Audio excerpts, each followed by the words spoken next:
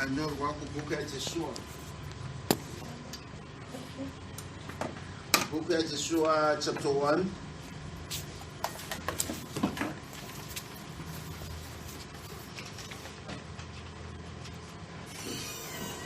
Ngatrave verse 5. Kusvika verse 7. Joshua chapter 1, verse 5.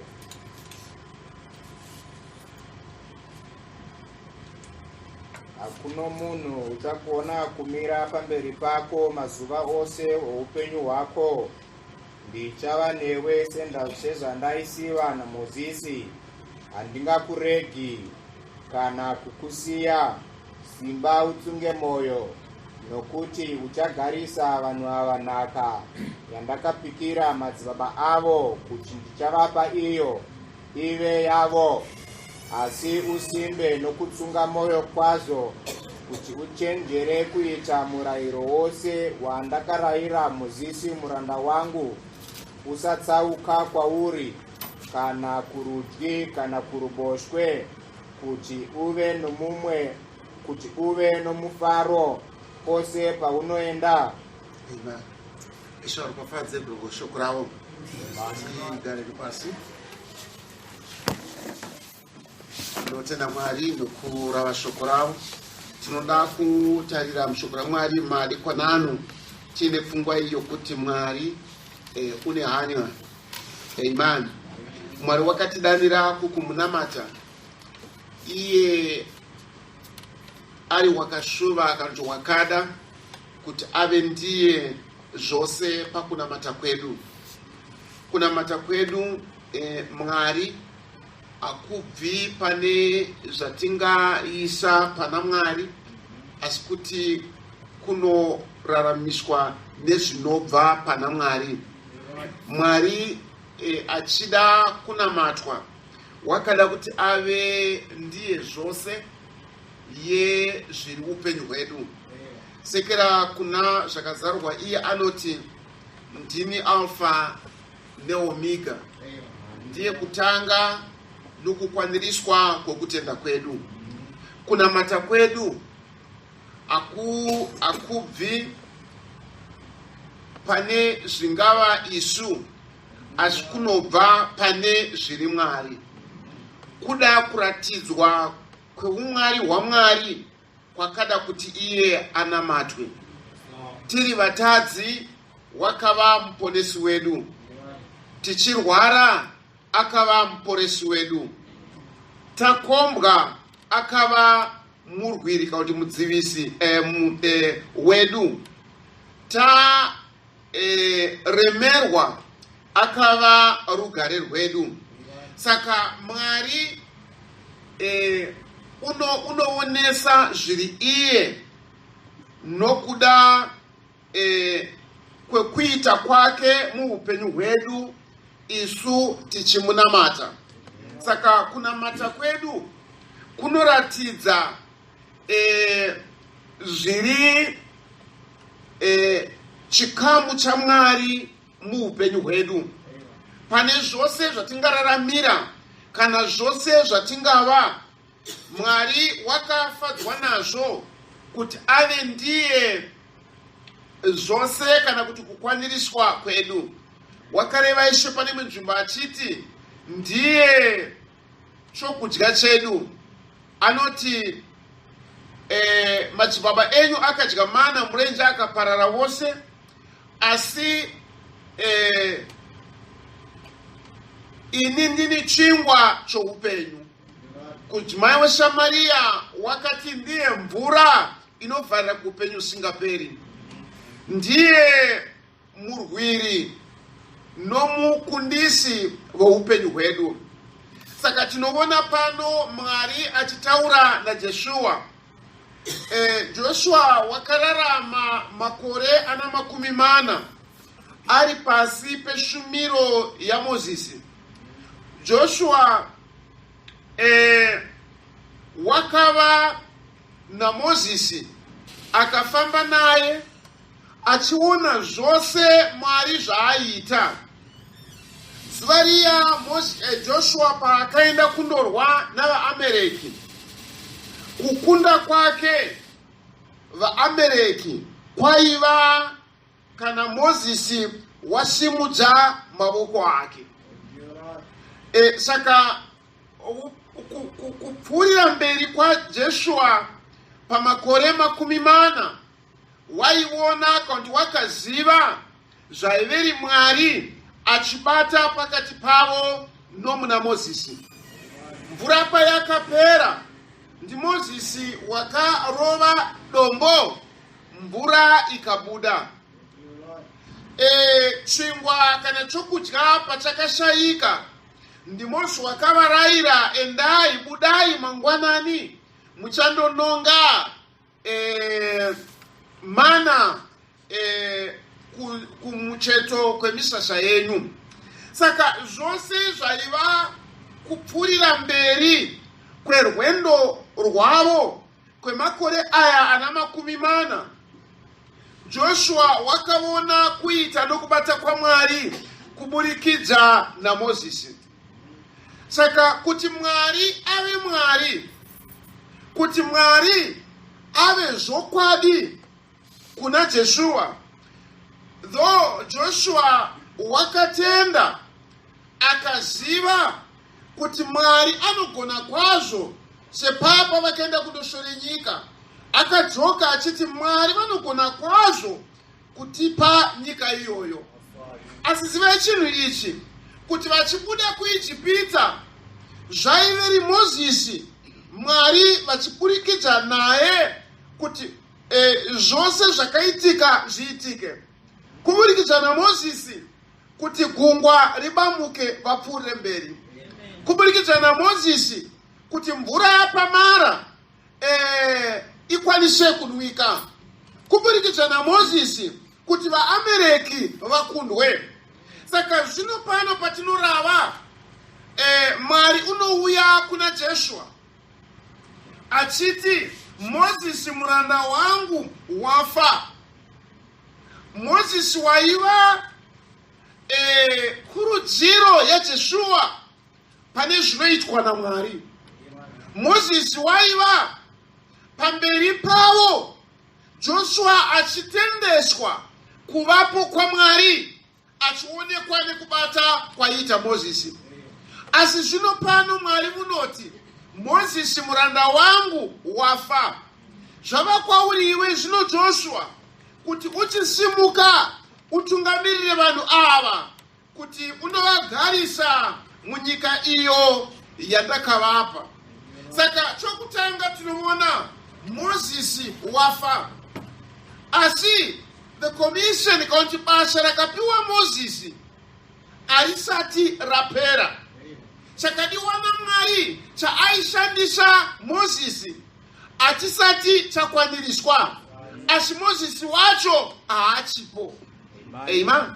Now, kuti Mwari ave Mwari, unoti zvino kuna Joshua, chisimuka iwewe. Asi shoko rakasimbisa kuti rinosimbisa ndeiro Mwari unotaura kuna Joshua achiti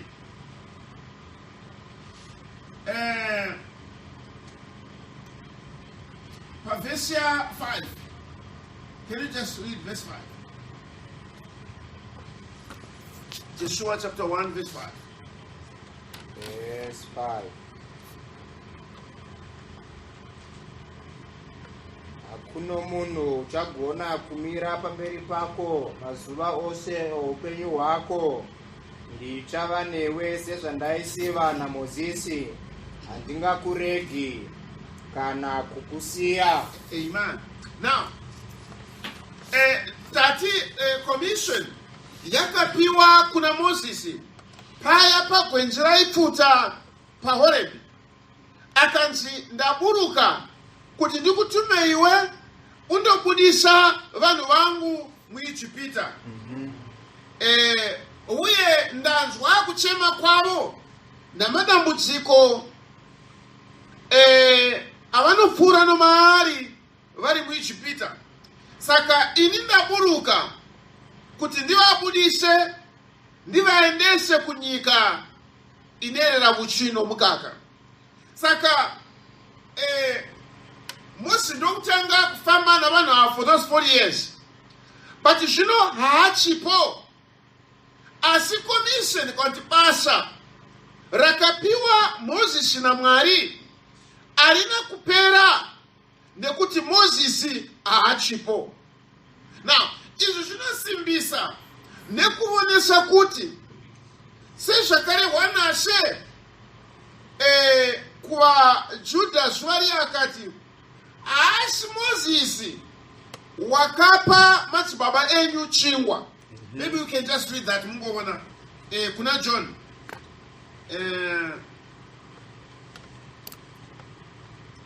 muvhangeri yakanyorwa naJohn chapter 6. John chapter 6. Verse 32.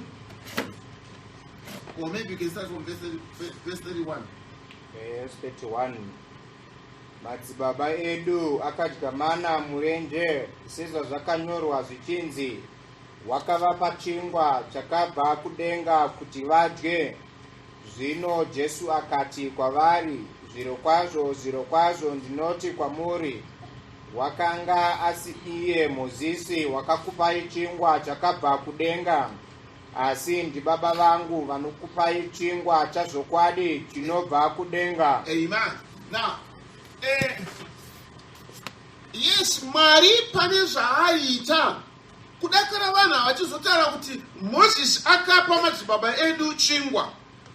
Mwari waibata izviro kwazvo kuburikidza naMozisi. Dakara vanhu vakasvika pakutendeswa nokuzvigamuchira kuti Mozisi kuburikidza naye zvatinoshuvira kana zvatinoda tinokwanisa kuzviwana. Amen. Tikadzoka kuna Exodus. Let's just go back pana Exodus. Pana Exodus va Israeli vachibuda muIjipita.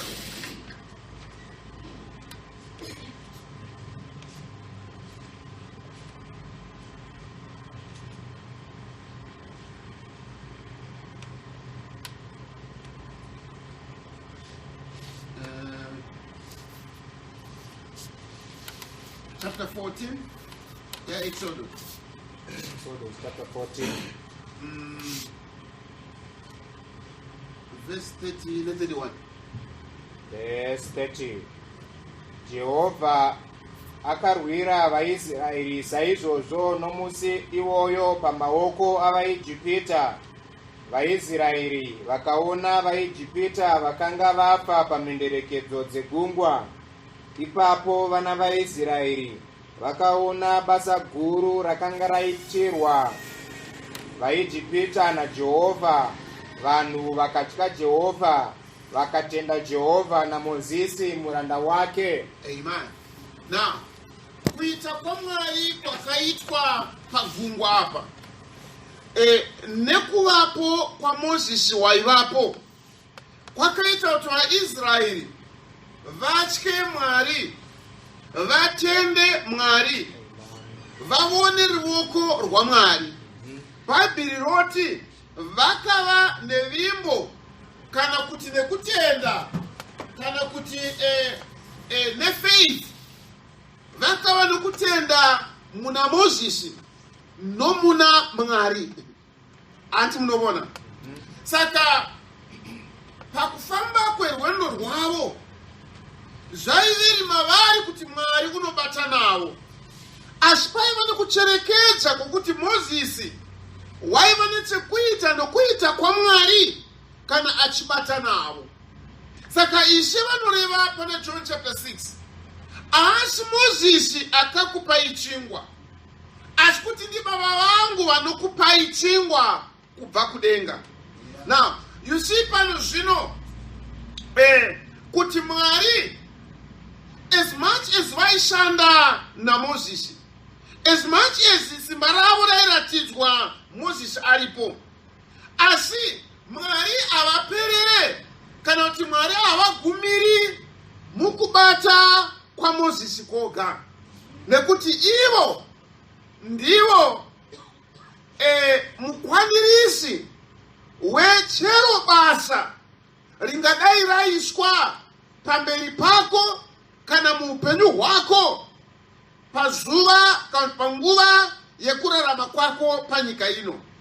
Saka zvino tinoona pano Mwari achiti, sezvandaisiva naMozisi ndichava newe Joshua. Amen. Asi iwe chitsunga moyo, chishingaira kuchengeta shoko rose randakapa kuna Mozisi. Iwewe uchagarisa vanhu ava munhaka yavo yandakapikira madzibaba avo. Saka toona kupfuurira mberi kwa iye ari Alpha neOmega. Toona kubata kwa iye pana Joshua kunyange Mozisi asisipo. Mwari wakuda kumonesa, Mwari wakuda kuzivisa kuti chaakatemera hachikoneswe nechero chiitiko chingauya muupenyu hwedu. Mwari wakatemera, Mwari wakatipa. Pane zvinhu zvatinopfuudzwa nomukati mazvo, pane zvinhu zvatinopiwa naMwari mukurarama kwedu. Tingapiwa nzvimbo yokunamatira, tingapiwa hama dzokunamata nadzo, tingapiwa zvibatiso zvokupfuudza mberi kunamata kwedu. Asi kunamata kwedu hakusungirirwi panzvimbo, hakusungirirwi pamunhu, hakusungirirwi pachiitiko.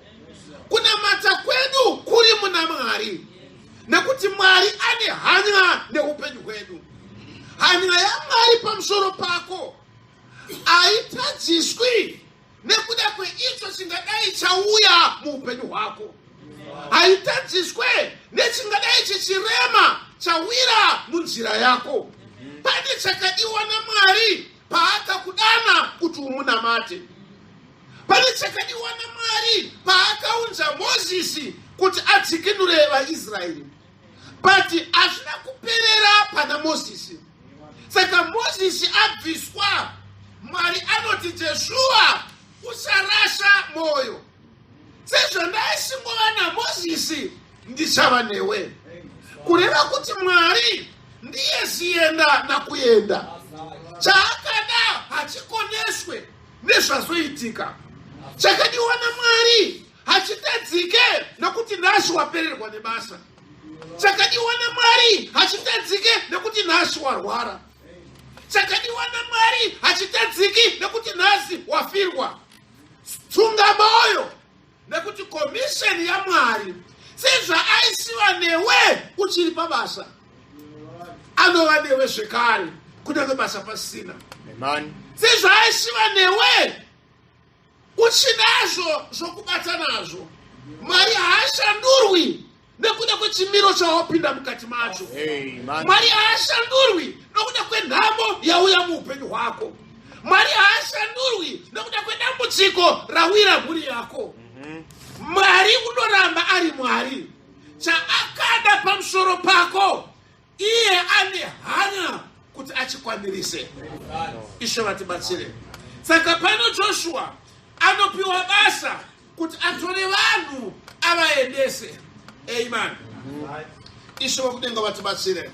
Hapana chinokona kana chingakonesa komisheni yaMwari nekuda kwokuti ndiye mukwanirisi wayo, ari iye Alpha ndiye zveOmega. Muupenyu hwako, mukurarama kwako, mune zvose zvaungadari uri kupfuura nomukati mazvo pazuva rino. Ama ndauti muone pfungwa iyi kuti Mwari he cares. Mwari ane hanya neupenyu hwako. Mwari ane hanya nechaakakutemera nokukudanira. Mwari ane hanya nechaakashuva pamusoro pemweya wako. Kunyangwe Mozisi asisipo, kunyangwe Mozisi aenda, azviguri maoko aMwari kuti akone utandavadzwa pamusoro pako. Amen. Filipi chapter 1. Can you just read verse 2? Push up verse 6. Buku ya Filipi chapter 1 verse 2. Push up 6. Filipi chapter 1 verse 2.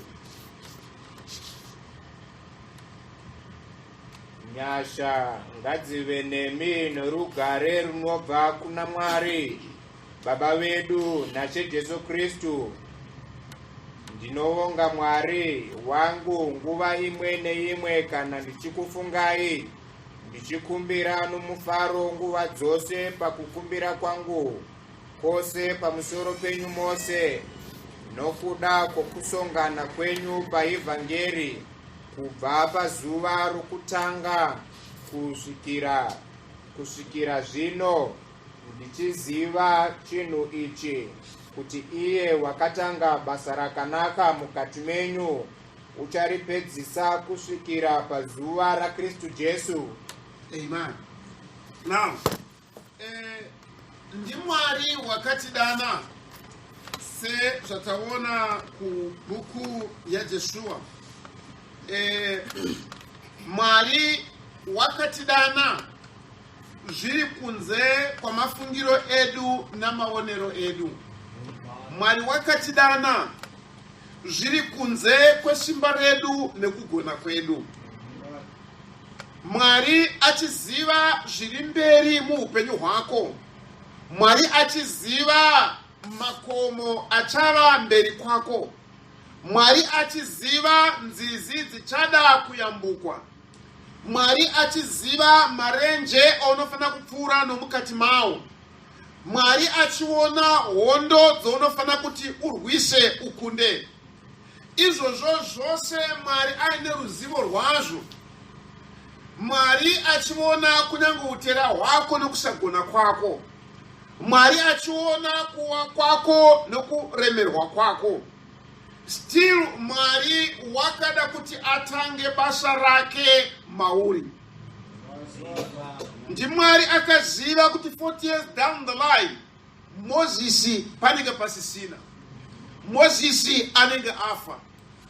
Asi azvina kumukonesa kuti ati Moses udisa vanhu avo. Tariro yavo nesimba ravo zvaiva muna Moses. Andi munovona. Kudakara imi munozviziva pavaifamba. Pane nguva yavakasvika yavakataurira Moses vakati haisisu atidi kunzwa Mwari uyu achitaura nokuti tingaparara. Iwewo Moses chienda unotaura naMwari wacho. Kana akuudza zvaanokuudza wouya uchitiudza. Saka kana vakuda kunzwa zvinobva kuna Mwari vaisaenda ivo, asi kuti ndi Moses waienda. Asi vasati vasvika kumugumo wechavakadanirwa, Moses aiva munyai wavo pakati pavo naMwari unobviswa. Kureva kuti tariro then hapachina. Achavataurira nokuvaudza zvinotaurwa naMwari hapachina. But Mwari anoti nyaya haina kuperera ipapo. Amen. Patinouya kukunamata uku, pane manguva amba Mwari unenge wakatiropafadza nezvimwe zvibatiso. Mwari anenge akatipa zvinorerutsa ndima yedu pakunamata. Mwari anenge akatipa mufaro pakunamata ikoku. But hazvireva kuti uchagara uripo nokusingaperi. You get it? Nokuti ise anoti ini ndichakupai mufaro wangu. Chowisana. Asi izvozvo hazvibvisi kana kuti hazvisati zviri zvinokonesa kuti isisu tivevo nemufaro uri wedu. But remember, mufaro wedu unopera. Mufaro wedu une zvinoudzivisa. Mufaro wedu une zvinoukamura. but Isaka akati ndichakupai mufaro wangu. Nemaka yei ndokuti he cares. Anti munozviona. Ungawa ne mari at one time, but panema nguva inopera. Ungawa ne simba, but panema nguva rinopera. Ungawa ne hama, panema nguva zichabviswa kwauri. Ungawa na mai rimezuva vachabviswa muupenyu hwako. Ungawa na baba rimezuva vachatorwa. All these things are zvinobva. Asi kwaiva urongwa hwaMwari kuti mukurarama kwako uve na mai, uve na baba, uve na hanzvadzi, uve nemukoma, uve nepekunamatira, uve neshamwari.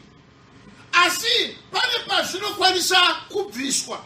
Saka todii kana zvadaro todzoka kuna Joshua chapter 1 inoti sezvandaisiva naMozisi ndichava newewo. Amen. Mwari havachagumirwa nekuti zvaibatsirana neupenyu hwako hazvichipo. Saka kana zvabviswa todii? Joshua onzi tsunga moyo. Amen. Ishe vatibatsire. Amen. Nekuti sezvandaisiva, you know, iwawe at one time waiva nemari, waiva nomufaro, azvoti Mwari anga asipo. Mwari sezvo aiva newe uine mari iyoyo, kana yapera azvirevi kuti Mwari apera futi. Can you see that? Saka ucharashika kana kusava netariro nekuti chimwe changa chiri chibatisho muruoko rwako hachichipo, hachibvisi Mwari ichocho. Anti munozviona? Right. Saka pataverenga pana vaFilipi kwai akatanga basa mamuri ucharipedzisa kwazvo. Amen. Nemhaka yei? Nemhaka yekuti Paul ari kuti kana ndikakurangarirai handikanganwe kutaura zita renyu pakunamata kwangu, ndichiziva zvamunopfuura nomukati mazvo. Amen. Ndichiziva madambudziko anouya pamusoro poupenyu hwenyu. Ndichiziva kumanikidzwa kwenyu pakutevera nzira iyi. Asi ndoda kukuudzai kuti wakatanga basa rakanaka mukati menyu, iye acharipedzisa. Haakusiyei muri munzira. Ama kana kudaidzwa nekusanangurwa kwedu kwakabva kuna Mwari. There are things ama zvinouya muchinguva muupenyu hwedu. Then sometimes tinoita mistake yekubata pazvinhu izvozvo sokunge ndozvoga zvinoita kuti chakadiwa naMwari patiri chikwaniriswe. But handizvoba. Toda kuti tarire papfungwa iyi yekuti Mwari haatisiye nekuti zvimwe zvinhu zvatisiya. Amen. Towisana. Pane chimwe chinhu chinouya muupenyu hwako but chobviswa. Ungava mudzimai, ungava murume, ringava basa, ungava utano, angava mwana. Izvozvi zvinounzwa muupenyu hwedu but zvinokwanisa kubva. Hazvina guarantee yekuti zvicharamba zviri pakati pedu. Asi tinorovedzeka kwazviri so much that tinoona sokunge ndo zvinoita kuti tikwanise kupfuurira mberi. Asi Mwari unotaura kuna Deuteronomy 32 pamusoro pegondo zvarinoitira vana varo. Pane imwe nguva gondo rinobvisira vana varo comfort yavakinga vari mukati mayo.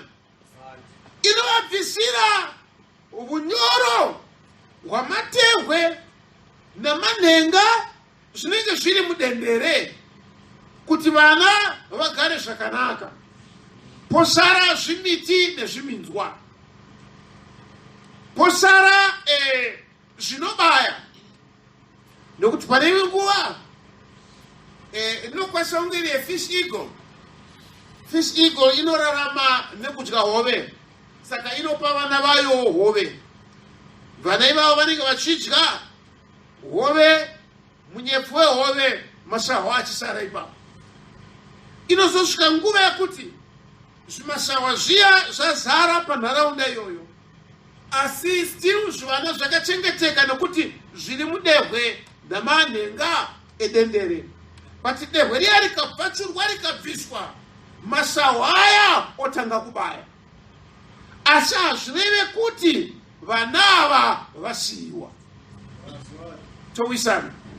Saka Mwari akatanga basa mauri rekunamata iri. Mwari wakatanga nyaya yokutenda muupenyu hwako. Unoziva zvibatiso zvaunokura nomukati mazvo kuti ugone kuramba uchinamata Mwari. Asi izvozvo handizvo Mwari. Zvinouya pane rimwe zuva uchanzwa achikuudza Mwari kuti basa riya rapera. Zvazvikurerukira, zvazvakakunakira pakunamata, nekuti basa ranga riripo, mari yanga ichiwanika.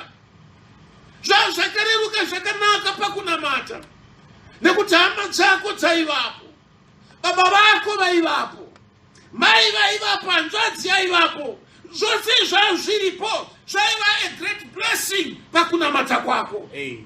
Asi rimwe zuva zvichabviswa, zvinogona kusavapo. Saka todii youya simbiso neshoko raMwari. Sezvandaisiva naMozisi ndichava newe. Chii chaivapo kubva pakutanga? Zvanzi akatanga basa rakanaka mukati mako, ndiye waivapo pakutangwa kwaro. Akaunza muupenyu hwako chimwe chinhu chakava mufaro wako. Ndiye wakatanga basa redzikinuro kuti Israeri ibude munhamo yeIjipita. Asi Mozisi woga aiva nehanya, asinonzwa kuti mai vake nababa vake nekutenda vakavanza Mozisi, vachiziva kuti achava chibatiso chaMwari kuti vabudiswe munhamo. Saka nguva yose kana Mwari achiite chinhu, achiite mukusaziva kweivavo vanenge akasanangura. Pakuuya kweshe Jesu Kristu paiva na Elizabeta na Zakaraya, paiva na Ana na Simeoni, paiva na vachenjeri vemabhazuva, paiva na vafudzi vakanga vari kuuraku. Ivavo vese vakazviziva, vana Joseph vakazviziva kuti Mesaya woberekwa. Saka Mwari pane vaanoisa, even ise Jesu akushumira pana Nathaniel akaudzwa naFilipi, uya tamuwana, uya wakanyorwa nezvake. Vakanga vachinzvera vachitsvaka nezvake. Saka paiva navanhu vaitoziva kuti Mesaya wouya. Saka hazvishaiki kuti mukati mavaIsraeri vari muIjipita vaivapo vainzwa hwema hwekuuya kwechikinuro. Ishe vatibatsire. Ivavo vose tariro yavaiva nayo vakaona ichikwaniriswa muna Mozisi, vakamutevera vakabuda.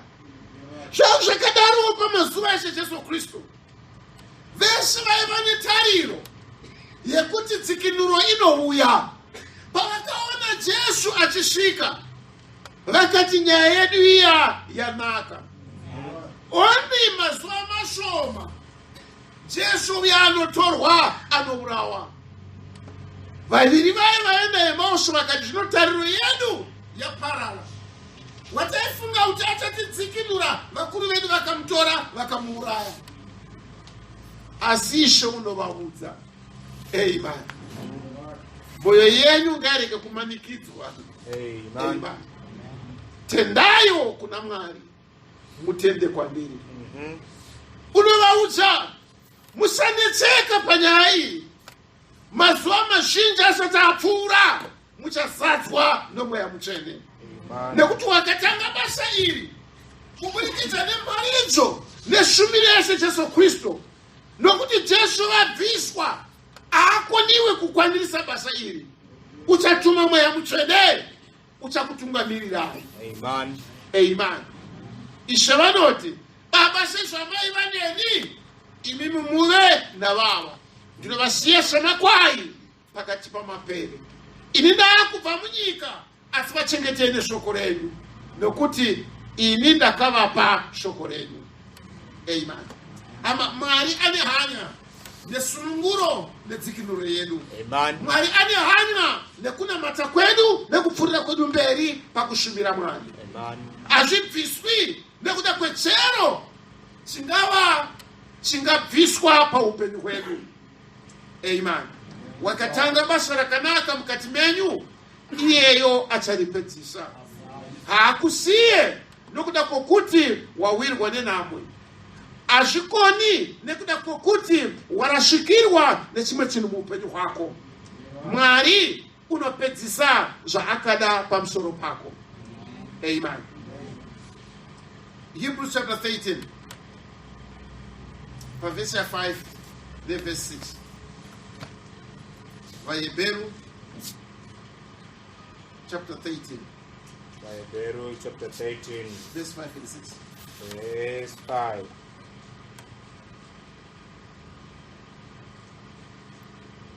Musakarira mari pamugarire wenyu, tendai nezvamunazvo, nokuti iye amene wakati, handingatongokuregeri, handingatongokusiyi. Naizvozvo tinotsunga moyo tichiti, Ishe ndiye mubatsiri wangu, handingatye, munhu ungandiiteiko. Amen. Now,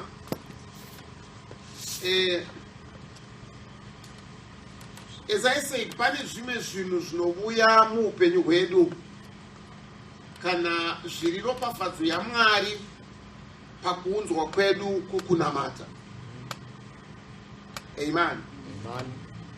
Zvinokwanisa kuva kuti pakuuya kwako kuzvipa kuna Mwari, Mwari unokuropafadza, Mwari unokupa basa, Mwari unokupa maruramire ekuti uwane mari, Mwari anokupa zvinorerutsa ndima yako pakufamba nepakurarama panyika ino.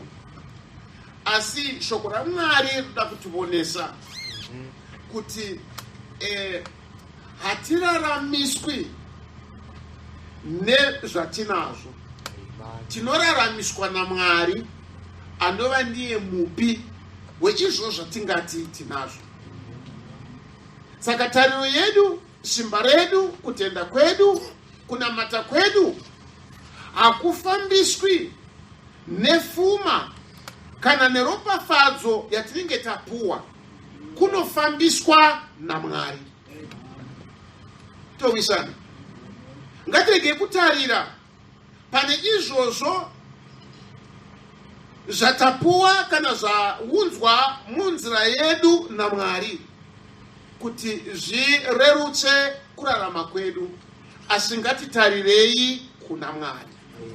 Because ane hanya nesu, haisi mari yandinayo, hauzi utano wandinawo, hadzisi shamwari dzandinadzo, havasi mai kana baba, asi ndiMwari. Amen. Ndiye ane hanya. Amen. Saka Paul oreva pano otisimbisa achiti kurarama kwenyu ngakurege kuva kunongokarira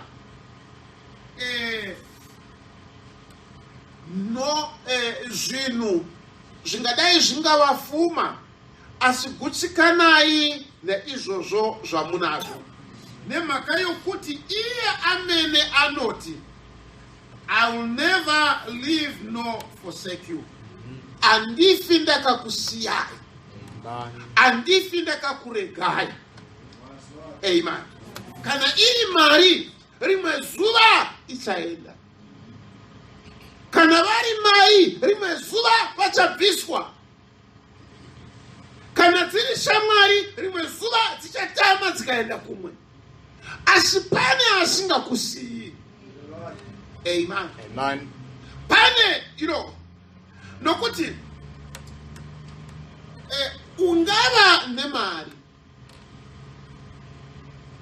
Asi une anopa mari. Kunyangu asina mari. Aine anopa mari. Uri nani pane ane mari asina anopa mari. Nekuti kana yapera auchina mwanokupa. But pakava ne anokupa wacho. Saka ukava nemari muupenyu hwako. Ukava nemupi wezvinhu zvose. Amen. Rimwe zuva mufaro wako uchapera. Asi kana uine iye anopa mufaro, you are rest assured kuti achadurura zvemumukombe. Amen. Asi kana uine mufaro usina mupi, uri panhamo. Kana uine mari usina Mwari anopa, uri padambudziko. Saka rega kuvimba nechinopera. Vimba na iye source mupi wezvo unoshuvira paupenyu.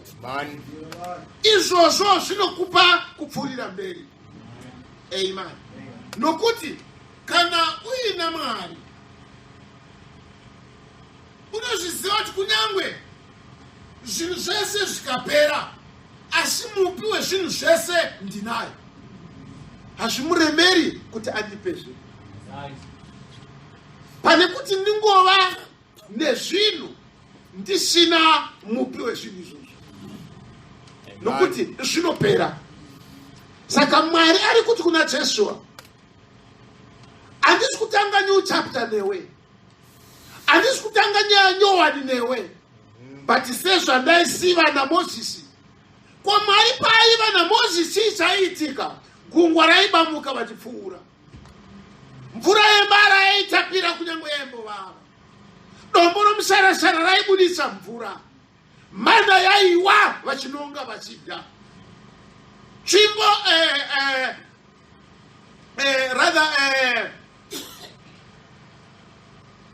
nyoka yendarira vaiitarira vachipodzwa pamavanga avo, nekuti Mozisi waivapo. But waiva naMozisi wacho, kunyange Mozisi asisipo, hazvitadzi kuti zvakamboitwa naMozisi zviitike futi. Vasvika pana Jorodhani muna April, mvura ichinyunguduka machando chaiva pamakomo eHeroni pamusoro kwaichangira Jorodhani. Chanyunguduka, Jorodhani rakazara. Vakasvikapo pasina marurambiro ekuyambuka. Asi Mwari waisiva naMozisi, gungwa rikatsemuka, vaiva naye. Jorodhani rakamira, vakayambuka. Amen. Mwari waisiva naMozisi, vachikunda nokurwa navaAmereki, waiva navo. Ivo havana kusaita zvekurwa, vakangotenderera Jeriko, masvingo akawa. Nokuti Mwari wacho vaiva naye. Amen. Saka iwe usanetseka, usakarira zvinhu zvinopera. Karira mupi wezvinhu izvi. Amen. Nekuti kwakanyorwa kuchinzi,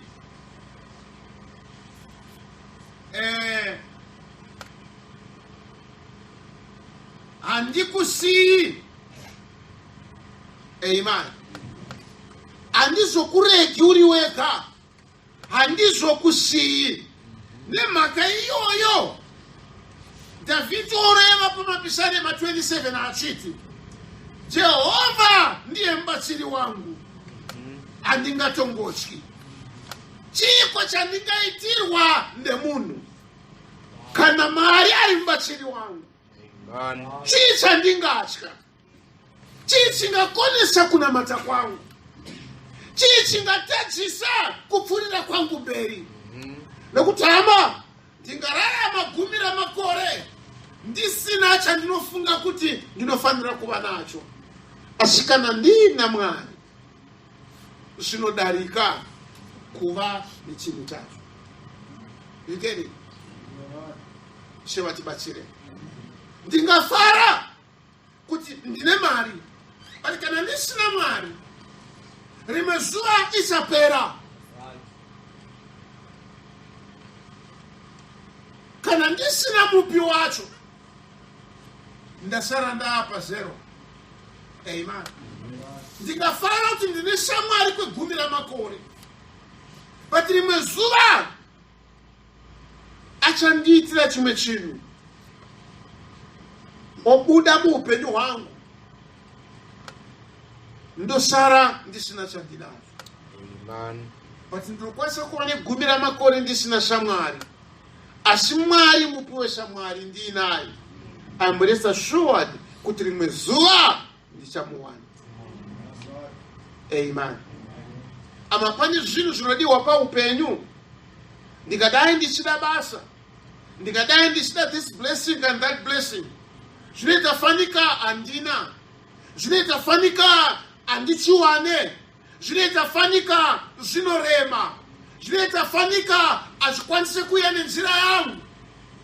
Asi hama, chinokosha ndechekuva naiye unopa. Amen. Makore mangani Hana achikwira Shailo kuenda kunonamata, achitambura, achinetseka, achirwadziwa nomweya wake, achishayiwa chaaiziva nokutenda kuti chinofanira kuva chikamu chekurarama kwake noupenyu hwake. Inguva yakareba sei vaseki vakasheka kangani, vaitaura vakataura kangani, asi hapana chinhu chimwe chaiva naHana. Jehovha ndiye mubatsiri wangu. Amen. Handingatongotyi. Amen. Ndo zvaiva muna Hana izvozvo. Ndo zvaiva kupfuurira mberi kwaHana izvozvo. Ndo zvaiveri kutenda kwaHana. Waiva naiye unogona kupa. Pane kuva nechinhu usina mupi wacho, chikabva auwane chimwe. Amen. Saka Hana chii chaakaita? Amen. Wakadana kuna iye waigona kumurwira, wakadana kuna iye waigona kumupa. So much that kushayiwa kwake hakuna kuva nesimba kumpi wezvaaishayiwa. Amen. Mwari une hanya. Amen. Zvinhu zvingataridzika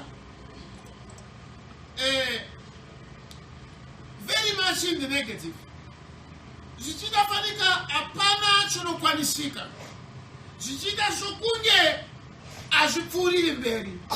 Asi hama, sunga moyo nokuti iye haakusiyi. Amen. Iye haakuregi. Amen. Amen. Pamaonero angu ndingaona sekunge zvinorema, pamaziviro angu ndinoona sekunge hazvikwanisiki, asi Mwari kana ainesu ndiani ungatikunda. Amen. Psalm 27, rather 37, verse 24 to 26. Psalm 37, verse 24. Kunyangwe akawa haangawiswi chose. Okay. Chikuerenga Psalm 37 handiti. Amen.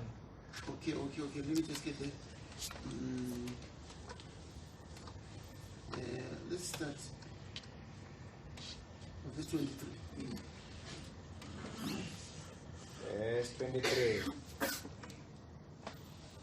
Mufambire womunhu unosimbiswa naJehovha unofarikanya munzira yake, kunyange akawa haangawiswi chose, nokuti Jehovha unomutsigira noruoko rwake.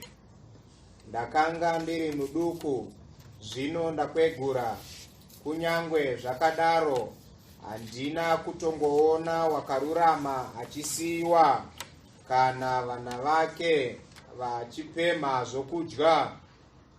Zuva rose unoramba ane ngoni achiposa, vana vake vanokomborerwa. Amen. Kwai munhu wakarurama kana munhu wakanaka, tsoka dzake dzinotungamirirwa naJehovha. Ndizvodini? Uyezve Mwari unofara munzira dzake, iyeyo anovimba naMwari. Amen. Nekuti pane zvinhu zvinoitika pakufamba kwomunhu uyu wakarurama. Amen. Chii chinoitika maari? Verse 24 inoti, kunyange akawa haaparadzwi zvachose. Kureva kuti maruramire ekuwa aripo. Animezviona? Ungava nemari, maruramire ekuti mari iyoyo inokwanisa kumbokutiza aripo. Asi nekuti uri kutungamirirwa tsoka dzako naMwari. Tichiyeuka chinhu ichi kuti ndiMwari akatanga basa iri mauri. Basa ripi? Rokunamata.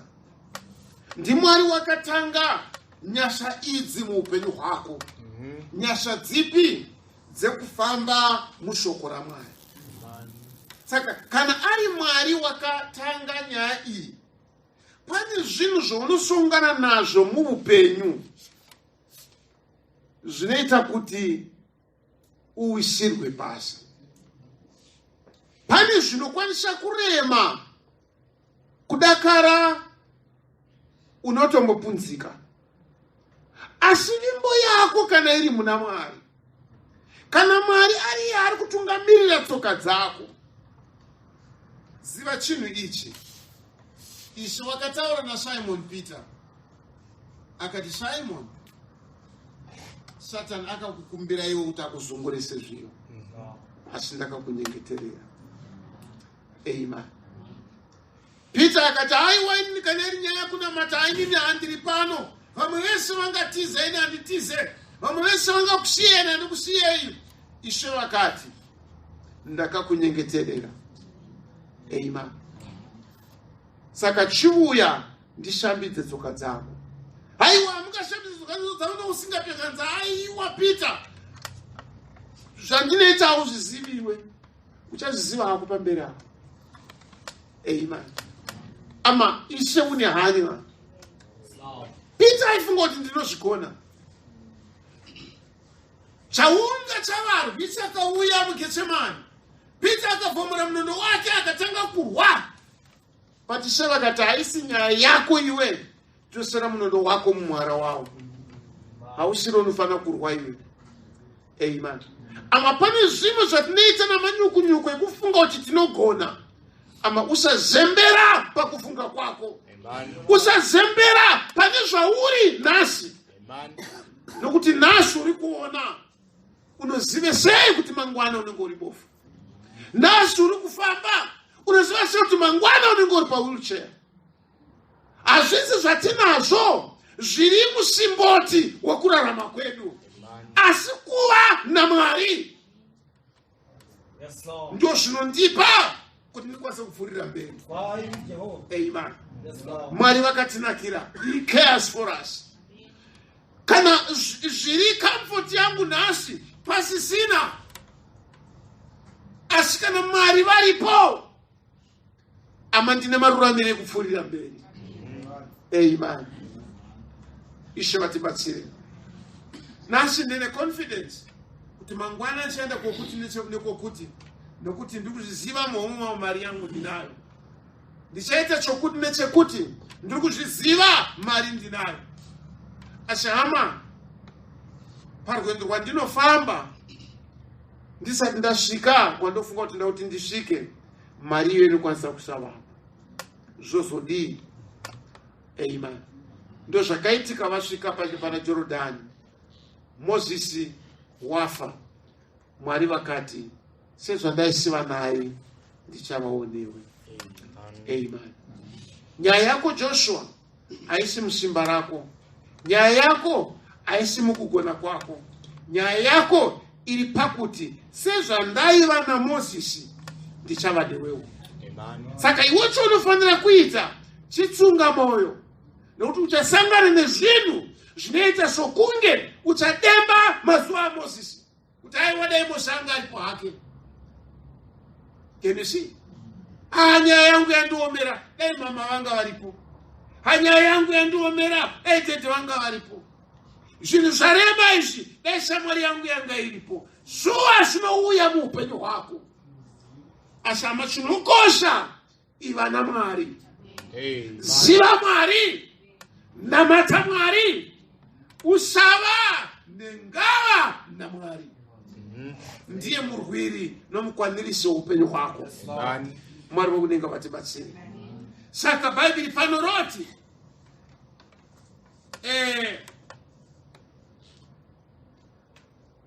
kunyangwe akawa haaparadzwi. Amen. Now tingangoona semukuti anogona kutadza owa ndokutadza ndokuwa kwacho. Aiwa, unokwanisa kuwa pastatus yako. Kana ungo uchifamba nemotokari hapachina watowa kubva panhano. Is that right? Kana wanga uine imba hapachina wawa kubva pastatus iyoyo. Kana wanga uine shangu hauchina wawa. Can you see? Saka zvinoitika mukurarama kwedu kuti tinobvisirwa chimwe chinhu changa chiri chibatiso pakurarama kwedu. Saka todii? Ishe vatibatsire. Nokuti kunyange vanotoba vachivimba nokuti zvikangodai so ndinonoba, rimwe zuva vachakuishira kii pawaifunga kuti unongonosvikofura wotadza kufura. Rimwe zuva vachaviga pamwe paungosina kujaira, uchashaya mabiro musiwo. Can you see? But zvinotora Mwari hama kuti kwanise kupfuurira mberi pakunamata Mwari. Amen. Kunyange Mozisi asisipo, Mwari tinge tiinaye. Dhavhidhi woti zivai chinhu ichi kuti ndaiva mudoko asi zvino ndakura, handina kuona wakarurama achisiyiwa. Amen. But David akaona wakarurama mari ichipera. Wakaona wakarurama utano huchibva. Akaona wakarurama achirwiswa muhondo. Asi pane chaakaona chisingasiyi wakarurama. Kwai Mwari haamusiye. Amen. Hazvinei uchandiona ndiri pakurwara, hazvireve kuti Mwari wandisiya. Uchandiona mari yandandine handisisina, hazvireve kuti Mwari wandisiya. Uchandiona ndiri padambudziko, hazvireve kuti Mwari wandisiya. Ishe vatibatsire. Mwari unenge uineni. Indichipfuura neimomo. Nemhaka yei? Nekuti vimbo yangu ndakaiisa kuna Mwari. Amen. Tidzoke papisarema chikuenga pisarema 37, is that right? Kadzoke masure shoma panotangira nyaya iyi naDhavhidhi. Ngatange paverse 3 kusvika pa7. Verse 3.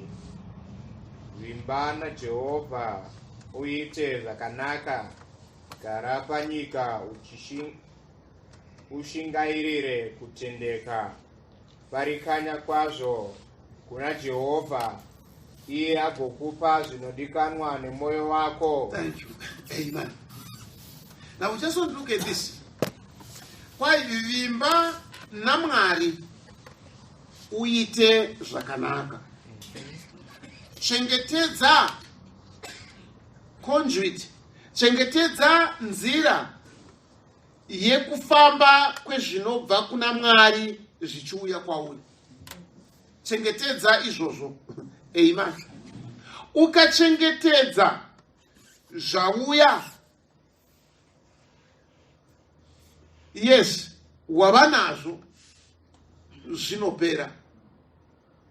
Kana nzira yamawiro azvo usina kuichengeta, wapinda padambudziko.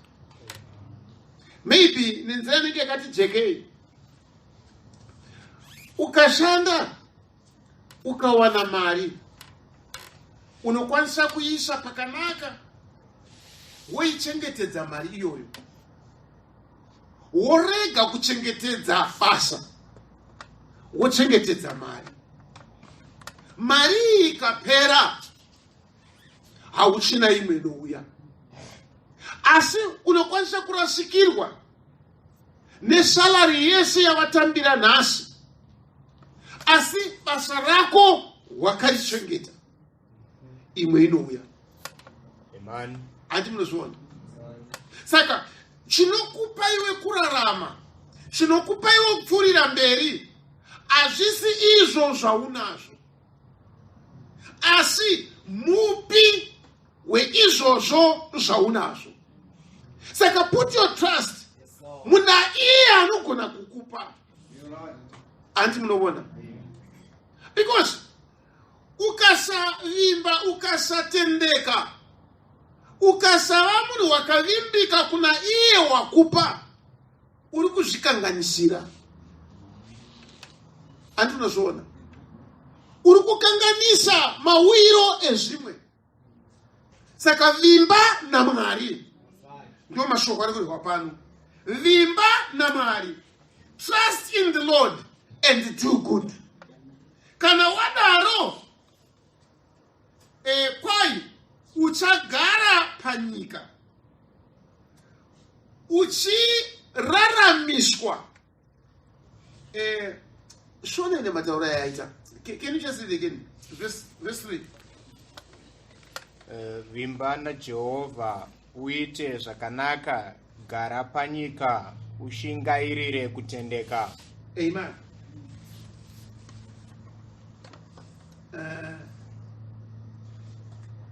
Do good, so shalt thou dwell in the land, and verily thou shalt be fed. Amen.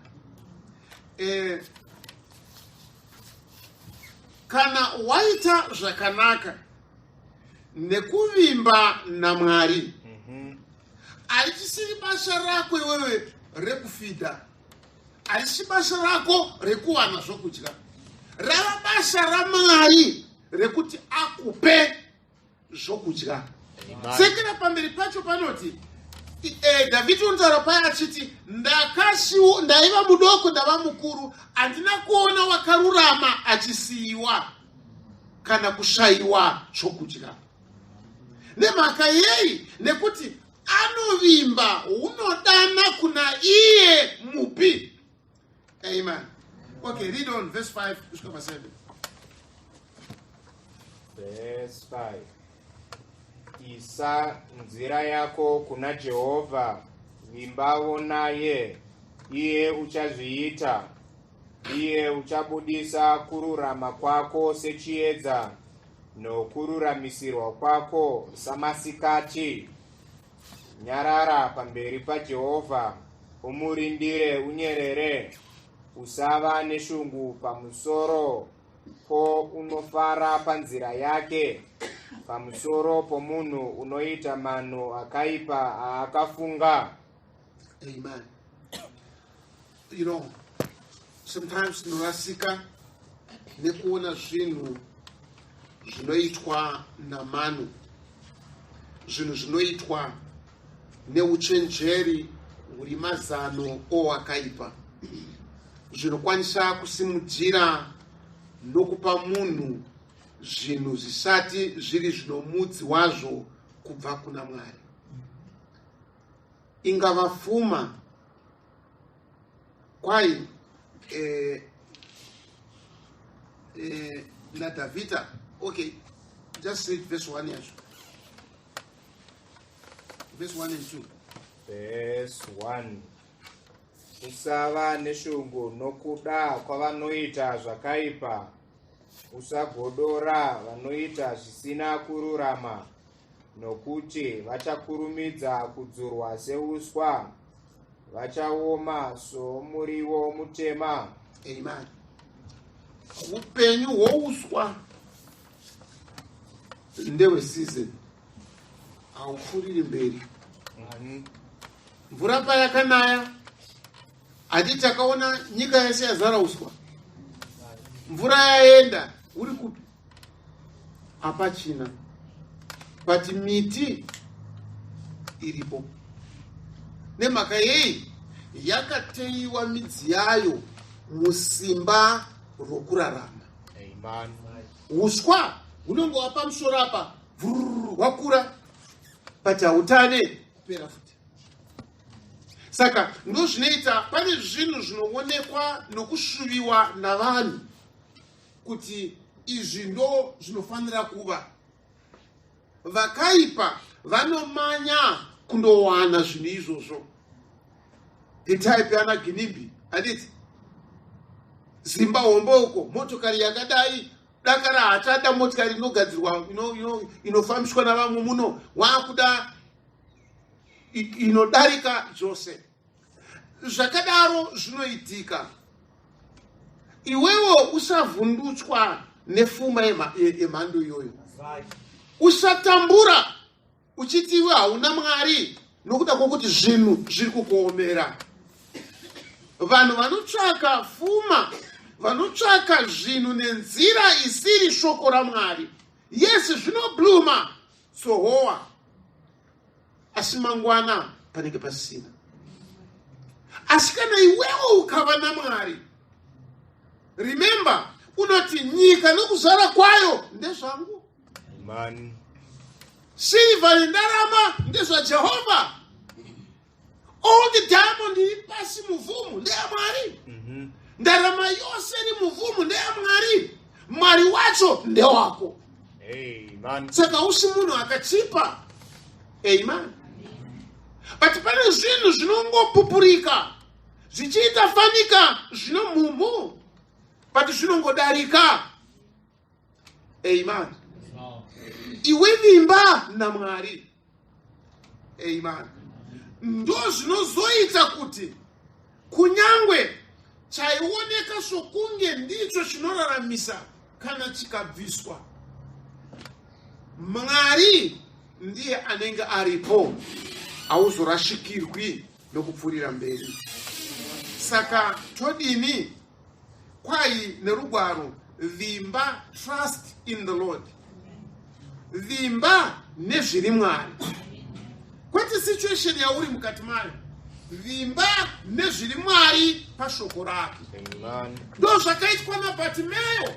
Wanzwa kuti Jesu unopfuura, iye ari bofu, wakaziva nedzidziso yamagwaro kuti rugare nezvinhu chaizvo kana Mwari waunza unogara pachigaro chaDhavhidha ari mwanakomana wake, zvinhu zvinoita zvakanaka. Akadana kuna Mwari, akadana kuna Jesu. Imi Jesu mwanakomana waDhavhidha, ndinzwirei ngoni. Trust in the Lord, hama.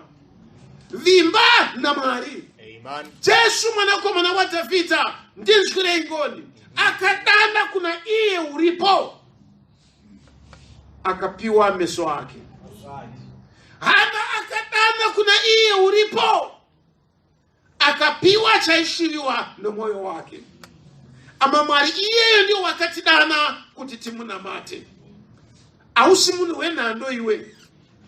Ausi munhu ari kungoita experiment nyaya yokurarama. Uri munhu ari kufamba munzira yawakateerwa naMwari. Tsoka dzemunhu wakanaka wemhando iyoyo dzinotungamirirwa naJehovha. Amen. Usamanya kana kumanyira usati zviri zvako. Manyira kunashe iye ari wako. Anokupa zvakafanira panguva yakafanira. Mwari udinga watibatsire. Amen. Sei vakararama for 40 years vari murenje. Hama paiva navanhu pakati pavo vakange vari vorudzi rwaizovashupa dai vakayambuka navo kuenda mbiri. Mwari vafanira akline rudzi irworwo kuti kana vazoenda zvisandovanetsa mberi. But kune akanzwa shungu musi wokutanga kuti manje taakugara futi 40 years tiri muno, ini ndaanda kutofunga kuti taakutiendeza dai tangoenda. Ndizvozvo ungafunga kuti nyaya yako iri kunonoka, asi Mwari pane zvaari kuti zvimbotanga zvapfuura kuti nyaya yako izova. He knows better. Anoziva zvakatinakira, anoziva zvinofanira kuva upenyu hwedu. Amen. Patinofunga kuti dai zvaitika nhasi, dai ndandazviwana nhasi, dai nhasi, asi Mwari, iwe vimba naMwari. Just trust in him. Haangava usingazivi chakakunakira, haangava usingazivi chinokuitira zvakanaka, haangava usingazivi chinokupa ramangwana rakajeka. Hakuna kumanyira kana kujambira zvinhu nguva ichigere kukwana. Trust in the Lord. Amen. Hana vakamuseka, but she trusted in the Lord. Amen. Hama kuna vamwe vaiva navana, but vakararama njira isiyona ivavo, paitika hondo dzavaFiristia dzavese vachingopera kuurawa. But Hana akamirira pana Mwari. Chii chaakazopuwa? Akapiwa a prophet. Can you see? Mwari unoziva chakakunakira. Azvoti ninhasi ndikafuma ndawana basa, iwe usina basa, zvinoti Mwari haasi kukuona. Mwari ari kukuona. Iwe vimba naye. Amen. Azvinewo kuti iwewe hausi kuonekwa naMwari. Ndochikonzero zvanzi usanetseka kana vakaipa vachingobudikira. Vanobuda sehowa vachiparara sehowa futi. Muti zvinotora nguva. Amen. Kuti ubude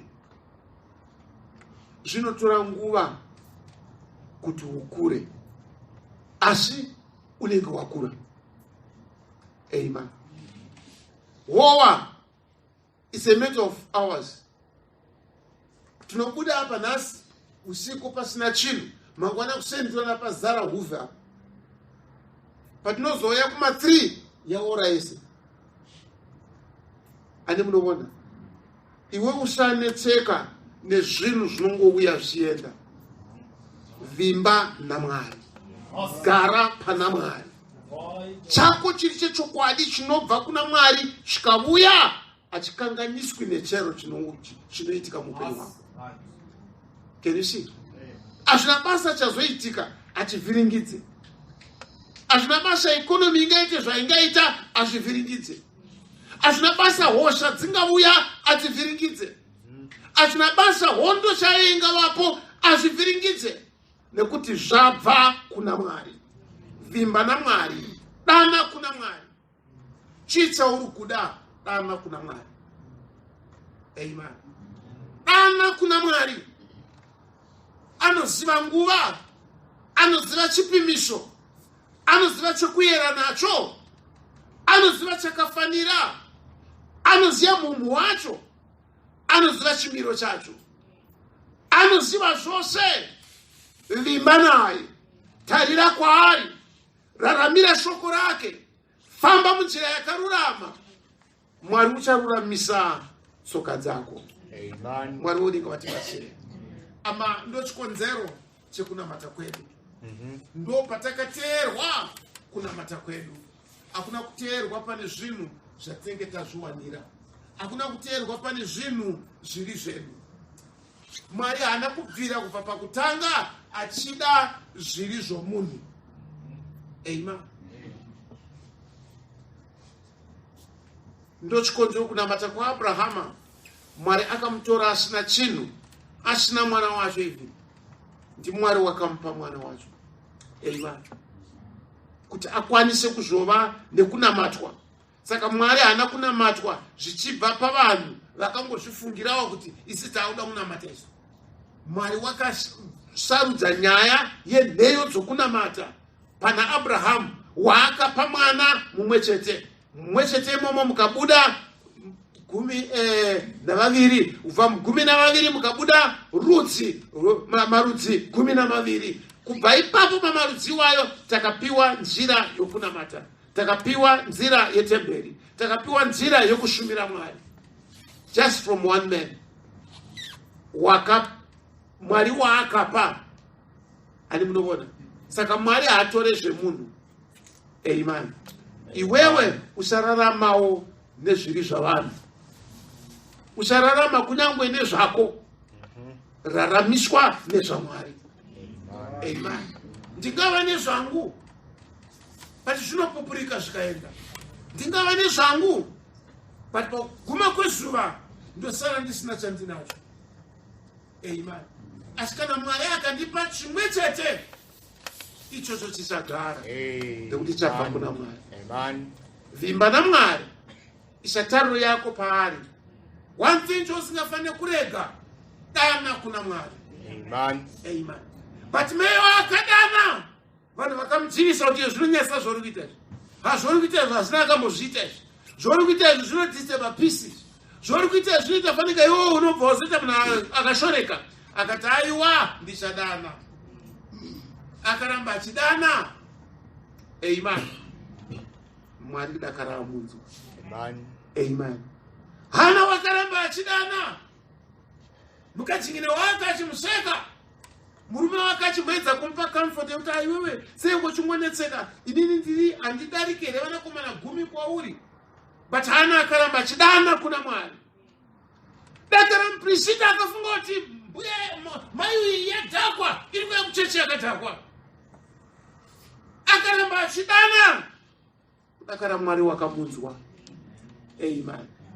Hama Mwari unonzwa. Ita zvakanaka, famba munzira yake. Iye uchakwanirisa zvinodiwa nomwoyo wako. The very desire of your heart. Chinoshuviwa chinodiwa mwoyo wako unombodei. Ichocho hauchiwane nekuda kwokuti waita chikirimiri. Hauchiwane nekuti waita chitsotsapo. Chinodiwa nomwoyo wako chinobva kuna Jehovha. Amen. Anokupa chinodiwa nomwoyo wako. Amen. Kwete nenzira yaakapa vamwe, kandi nenzira yakawanikwa zvinizvozvo navamwe. That's not it. Amen. Mwari anokupa nokuti ndiye mupi wezvipo zvakanaka. He's the giver of every good gift. Kana wapiwa na Mwari, it's good. Asi ukazviwanira, pamwe wazviwanira problem. Iwe ufunga kuti ndazviwanira rugare, ndazviwanira mukadzi, nyamba wazviwanira problem. Handazviwanira murume, nyamba wazviwanira problem. But mukadzi anobva kuna Mwari, rugare rinoita rudii pamusoro pacho. Amen. Iropafadzo yaMwari. Amen. Zvaunopiwa naMwari, is just good. Because ndi Mwari ari kukupa. Dana kuna Mwari pane chaunoshuvira. Dana kuna Mwari. Amen. Kana uchida kupodzwa. Amen. Dana kuna Mwari kana uchida ropafadzo. Trust in him. Iye achaita the desire yemwoyo wako. Dai Mwari vakatibatsira. Dai Mwari vakatinzwira nyasha. Amen. Amen. Ngatifambei nenzira yakafanira. Mwari ave zvose kwatiri. Amen. Tikwanise kukwanisa mashoko erwiyo kuti thou my everlasting portion. Ndinu chidzalo chosata. Ndimi kukwanirishwa kwekunamata kwangu. Can you just put it on? Amen. Mwari ngave ameni yako. Mwari ngave alpha ne omega. Mwari ngave mugumo wezvese zvauri. Amen. Don't worry. Zvaningafunga pamusoro pako nezvaningataura pamusoro pako. Ela yakafunga kuti remember Ela ndiye angari muprista. He was the pastor. Ndiye aiona manamatiro evanhu. Ndiye aiziva kunamata kunoita vanhu. Akasvika pana Hana akati akukudhako. Shuwa ndingafunga kuti zvauri kuita izvi urombe. Ndingafunga ndingataura kuti zvauri kuita azvisiri izvo, asi wewe mira pana Mwari. Amen. Akazova mutsiuri waEli ndiani? Mwana akaberekwa namai vaifunga kuti vakadhakwa. Ivo vari kunamata zvikumbira kubva kuna Mwari. Can you see? Hama Mwari wakatinakira. Vimba naMwari, raramira pana Mwari. Mwari ngaatongere upenyu hwako kuti wakanaka. Pane kuti unzi wakanaka kubasa, unzi wakanaka mumaraini, unzi wakanaka kuchechi, but kuna Mwari usina kunaka. Iwa wakarurama wakatendeka kuna Mwari.